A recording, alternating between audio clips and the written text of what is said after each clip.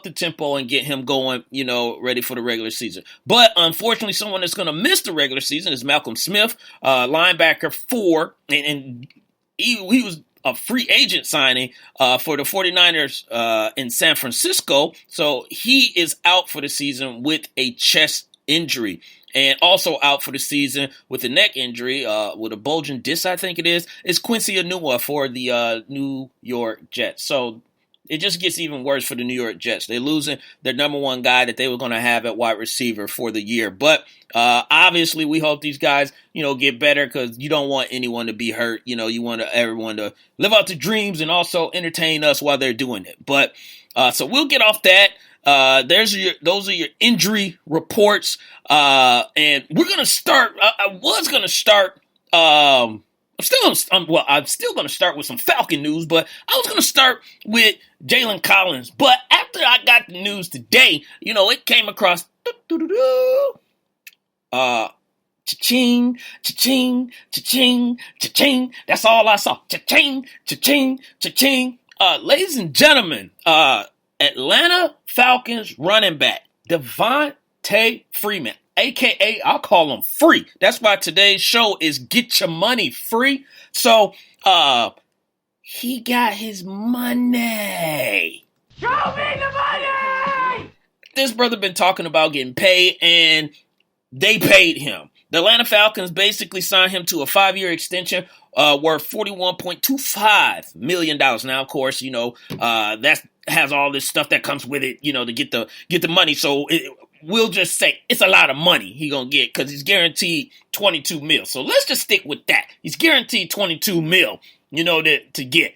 And all this other stuff, it's going to be, stuff that he got to complete and be on the team roster, blah, blah, blah, blah, blah. So we all know how NFL contracts go, but $22 million guaranteed. But this extension, what this does though, now Devonta Freeman is the highest paid running back in the NFL. He has taken over Shady McCoy and Buffalo for that title. And that's what this brother did. And again, show me the money! They showed him the money. Now, I will say this, and I've said this in previous episodes on the Wait a Minute Show, here on the Two Live Stews Radio Network. I said, with this whole contract situation, I thought Free wouldn't get his money. Not that type of money. I thought he would get paid, but I didn't think he would be the NFL highest paid running back. And of course, that could change pretty quick if something get worked out with Le'Veon. I don't know how that's going to work, but at this point, he is the highest paid. And the reason I'm saying that, and I don't want people to think that I'm hating on Free, because he is one of my favorite players to watch, because the brother does it right. He gives his all. I don't know if you remember when he was on Hard Knocks, when the Falcons was on there through HBO. The dude come from humble beginnings, and I think he really gets it. He understands what the situation is, and he understands that he has an opportunity to change his life, change his kid's life, and from there on. So it's good that you see someone like him who gets the benefit of their talent and also gives you everything that they got. And I think the Falcons, I know the Falcons were very happy to give this to him, because Dimitroff was saying that they were very pleased that, we were able to give him this extension, or get this extension done. And that was Thomas Dimitroff, general manager of the Falcons. He said, Devonta embodies everything we are looking for in a Falcon, and we are proud that he'll be able to spend his career in Atlanta. So that speaks volumes to, this guy, about what he's about. And it's just like, for people that's looking for someone to say, you know what, that person deserves to get X amount, or that person deserves to get that money, and that's what Devonta did. Now, the reason that I was a little skeptical about him being the highest paid was because Tevin Coleman was there, and it was just like, Tevin still got 2 years, so I kind of thought the Falcons would use this maybe as a little bit of leverage, and they still could, because again, like I said, even though it's a contract and it's highest paid, we know how a football contract works. He could, get paid the first 2 years and whatever. But we're not going to focus on that right now. But I just really thought that because Tevin was there and they were this two-headed monster, and he wasn't just like the only back, kind of like Le'Veon is, and kind of like, or the primary back like Le'Veon is, and like David Johnson is, or like Ezekiel Elliott, and so on, some of those other running backs in the league. I thought that might hinder him a little bit, but it did not. He got his money. He is the top dog. So you got to give it up. You got to give him, big ups for what the Falcons did. I think they did it the right way. They paid the right guy, clean cut and all that stuff. So kids, give it up for Devonta getting his money. Now, y'all know y'all supposed to be in bed, right? I just brought y'all out just to do that. So school is right around the corner. And when I mean right around the corner, I mean y'all butts need to be up. So go ahead and get up out of here, kids. I appreciate you doing that.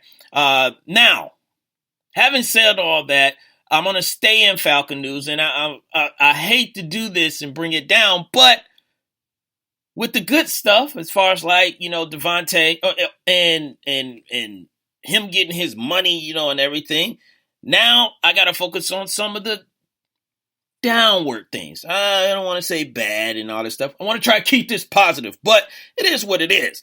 And before I do that, shouts out to Devonta's agent. And everyone stop saying Luke's wife. Kristen Campbell.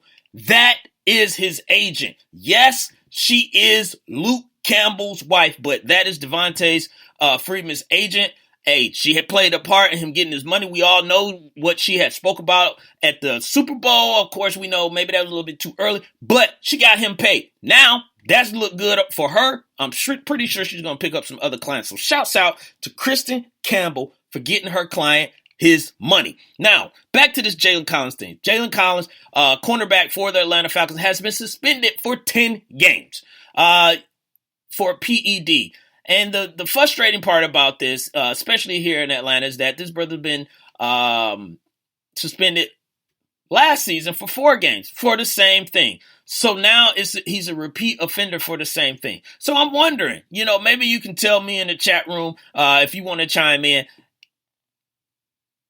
Is this enough? Is this it, for Jalen Collins? Now, he's reported to have had some issues, failing tests in college. They're saying he failed multiple tests. So if that's the truth, there's a pattern there. And it's just like, how much can you take on with someone like him? Especially, you're going to get Trufant back because he took over for Trufant. And then you still got Brian Poole, at that. You just pay Alford on the other side. So maybe your cornerback tandem or your cornerback team, or your secondary is good to go without him, because it's just like if you keep getting suspended, they're playing without you anyway. I hate to say this. I really don't like saying it's somebody lose their job or anything like that. But I don't know if anything else would register to him, or maybe he got a problem. I don't know. I don't know the specifics, but I do know you're getting popped for the same thing, and your team is dependent on you, and they're making moves based off of you playing there. And if you're not playing there, I mean, what can it do? What can you do? So Sluggo chimed in here in the chat room. He's saying losing Collins is big, but when he's replaced by a first-round pick, I think we're in good shape. Yeah, but Sluggo, I get what you're saying, a first-round pick, but I don't even think they really need a first-round pick, to replace Collins. Remember, he was a second-round pick, so you can still find someone in the second, third round, possibly even a fourth, that can contribute. Like I said before, Brian Poole came on late in the season. He did a pretty good job. Now, the thing is, Brian Poole is a little bit of a risk taker, so sometimes he can get burnt, but that just comes with the territory, of it. It's high risk, high reward, with him. But Trufant will be back. And that's basically their staple, Trufant and Alford, and they got some other guys that's in there. But yeah, it's just like, it may be time, and people, people give you opportunities, and that's an opportunity, and you let them down. So I'm not saying he got to be out of the league or anything like that, but maybe he needs to just be in a different environment, different situation, for maybe something to register to him. I don't know. Going back in the chat also, Sluggo was talking about Devonta Freeman as well. He said it just goes to show that running backs aren't really getting paid, with $40 million, $22 million guaranteed being the highest in the league. Yes, not like it used to be, Sluggo. I guarantee. You make a good point. People like Adrian Peterson that was getting Adrian Peterson was getting $14 million, at one point in Minnesota, on it. But here's what happens: the value of the running back is actually starting to come back because the way teams were justified, and this goes back to a show that I was talking about as far as maybe getting paid on the value of your, not your position, but to your team, but here's the thing. Emmitt Smith, guys like that, Barry Sanders, Sean Alexander, Marshall Faulks and everything. I think we're getting back to that because as you looked at the draft, the past few drafts, Christian McCaffrey got taken 8th overall. Leonard Fournette, I want to say he was in the top 5. He was either 3, 4, one of them. I forgot where Jacksonville picked, but he went really high. Zeke went high last year. Even Gurley and Melvin Gordon went pretty high. They were in the top 15, both of them. So it's the running back is coming back. And then David Johnson didn't go in the first round, but he's going to get paid. Trust me. So the value of the running back is coming back.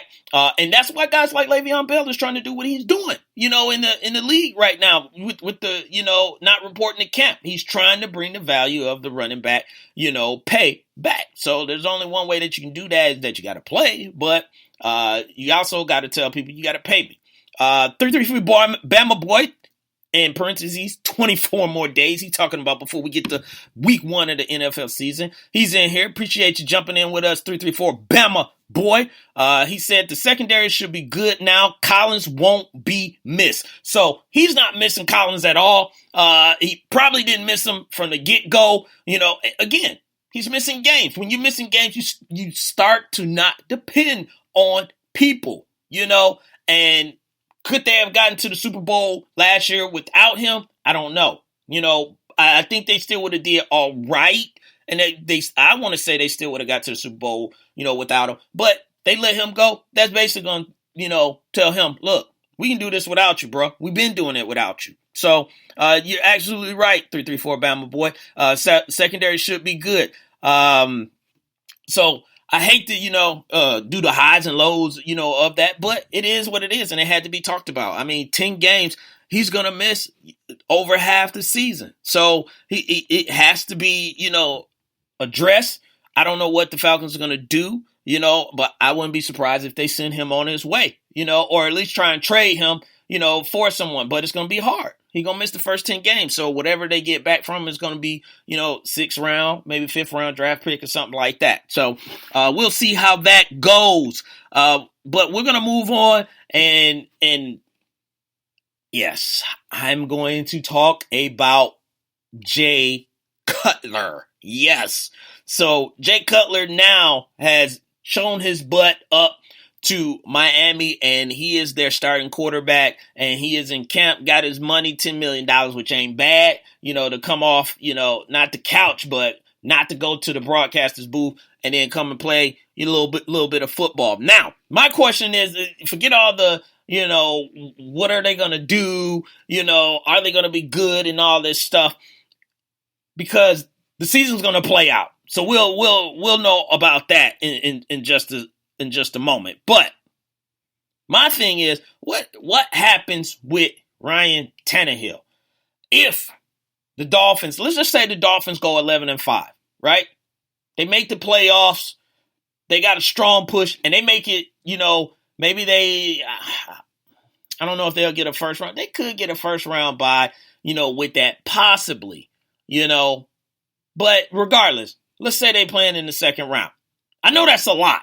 But you got to look at what they have on their team. You got Jarvis Landry. You got Devontae Parker that they're looking to get a lot from this year. This is the third year where wide receivers are supposed to get in and they supposed to, take off.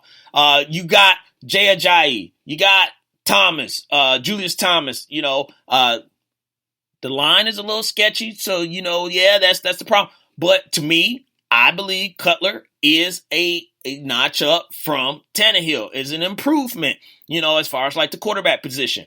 Is he as mobile? No. But here's the thing. If they go down, I could see this playing out kind of like with the